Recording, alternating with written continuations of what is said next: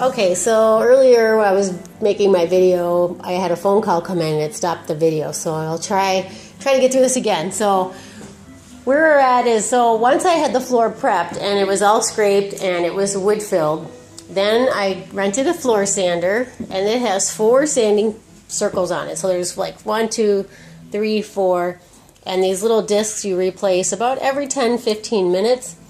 Now on the box it says every 20 minutes replace the sandpaper. The guy at the store told me every 15 minutes. The guy on the phone when I first called said every 10, but every 10 really was the best way to go because my floors had so much glue residue still on it and old stain that it just ate through that 36 grit really quick, and the 60 too when I went to the 60. So looking over the floors you can still see some darker spots, but I'm okay with that. We're going to call it the rustic look. Because frankly, I'm tired of not having a living room and dining room and everything shoved into the back of the house. So I'm going to just keep moving forward and get the floor stained today. So here's the sander that I used, $50 a day. They charged me $150 for all the sandpaper, and I'll get a refund on all the sandpaper that's still in there. They're about $1.20 a pad, so that's great. And if I didn't mention it before, these are also your best friend. Now, when I was looking for staples in the floor, because thankfully they didn't tack the carpet down, they just glued it and put the staples. So this glove, actually, this is the 4th finger, actually wore out from me, rubbing the floors and looking for staples. So definitely a good idea to have gloves, and they are good just to avoid, getting blisters. And I have sensitive hands, so I'm very happy that I bought these $10 gloves. Definitely worth it. While sanding and scraping, actually, you want to use a dust mask. You cannot go wrong in investing in these things. Just about any kind you get are good. This one I'll probably end up returning since I didn't use it, but that's the only one I didn't. I went through about 10 masks altogether.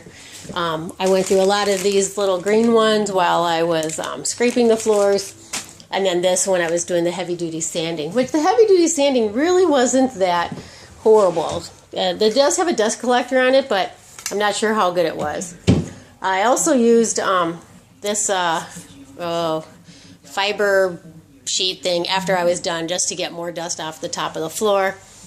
Forgot what they call that. It's a little sticky thing and it feels horrible on your fingers.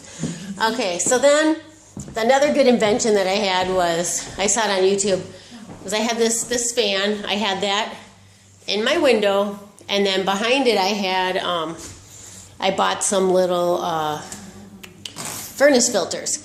And I put that up there and I just taped it on each side, kind of hooked it under the bottom of the filter, put that in the window, and I went through 3 filters while doing this floor last night. So I think that helped a lot also, and the filters protected my motor on my $10 fan. So totally worth it. I totally say you should do it.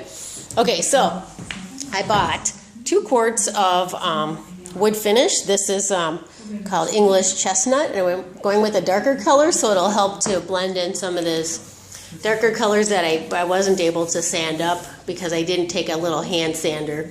This is all done with just the big sander. I did not use a hand sander on the edges. I know they say to do it. I did not.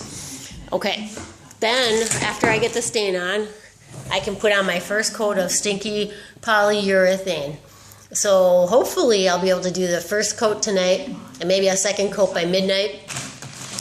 I'm going to use this lambskin applicator, which just screws into the back of a broom handle. So it should be pretty easy to do that. I'm hoping to do 3 coats. We'll see if I can do 3 coats. Definitely I'll get 2 coats in. If I want a 3rd coat, I might have to buy more poly. I'm okay with that too. So that's the rest of my video for now. And now I'm going to go stain my floors.